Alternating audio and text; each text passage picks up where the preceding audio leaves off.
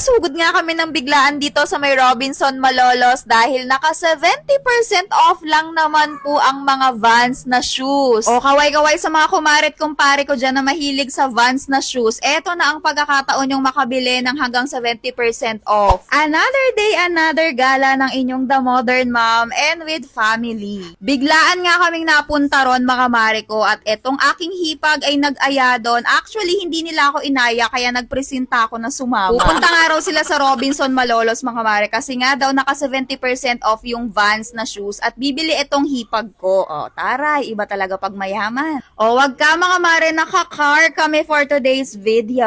At syempre, hindi amin yan mga mare, yung kotse namin ay iniimbento pa lang. Actually mga mare, kaya ako sumama kasi naku-curious ako kung gaano nga ba kamura kapag 70% off yung Vans na shoes. So naka-sale daw to mga mare ngayon hanggang 17 ng July. O i-mark nyo na sa calendar nyo mga mare, medyo agahan nyo lang dahil grabe talaga ang parking, punong-puno. Located sila mga mare sa may second floor at ayan makikita nyo agad yung kanilang area dyan. And syempre mga mima ko may pila. So ganun pala kadami mga mare ang bumibili rito talaga kasi grabe pala talaga mga mima ko ang presyo na ibinababa. So sa buong buhay ko hindi pa ako nakakabili ng Vans na shoes, hindi ko alam kung bakit. So ito nga yung mga pricing mga mare para magkaroon kayo ng idea. From 5,000 nagiging 1,100, 1,300, from 7,000 nagiging 2,100 or 2,200. And napansin ko mga mare, hindi siya yung mga pinagpilian. Talagang legit siya na bagong stock and mga bagong labas kasi base dun sa karton. And hindi nga lang yan mga mare, pati yung iba nilang merchandise like yung mga cups, socks, t-shirt, hoodies, bags. So ang tagal ko na kasing nakakita mga mare ng mga Vans na shoes nung high school pa ako kasi diba ito yung uso noon at yung kahiligan talaga ng mga high school student ay suotin yung mga Vans. Alam mo yun nung high school kami pag naka-Vans yung kaklase namin parang ang yaman-yaman niya talaga ma.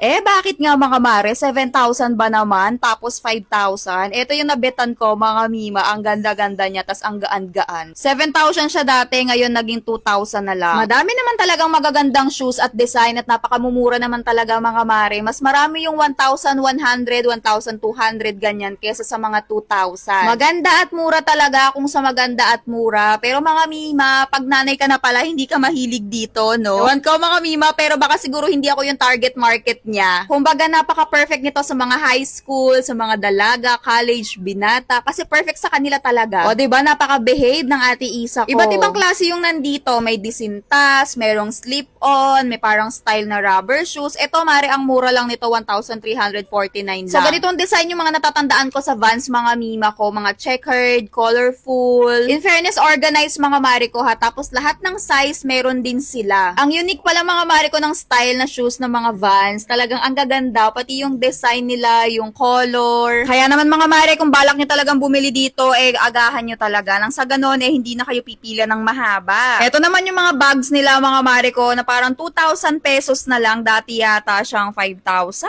and then may 1,500 rin. Mga hoodies, t-shirt. So sa haba-haba ng pinipili ng aking hipag, eh ito yung napili niya, parang classic style to na slip-on. Ang ganda rin ng design. O diba, napaka-perfect sa mga dalagat binata talaga ng mga design na to. Kumbaga mga mare, maporma pala talaga as in. Ang angas ng mga design ng shoes. So ayan, parang 2,200 na lang from 5,000. Hindi na masama mga mare kasi napakaganda talaga ng quality din. So lahat ng mode of payment meron daw sila, cash, card, GCash. Kaya lang nung nagbayad ako ng card ay hindi daw tinanggap ng kanilang terminal. Hindi ko alam kung bakit. Baka system error. Kaya prepare pa din kayo ng cash mga mima. Yung t-shirt din pala nila mga mare may 600 lang or 800. Mura na din. Tapos maganda pa yung quality. So after namin dito sa may Vans, mga mima ko, eh kumain naman po kami dahil si Via ay gising na at baka nagugutom na rin. Tapos mga mima ko, nadaanan na rin namin dito sa may Robinson Market, yung kanilang mga bread na buy one take 1 tas 100 pesos lang. Ito talaga yung mga gustong gusto ko kahit sa ibang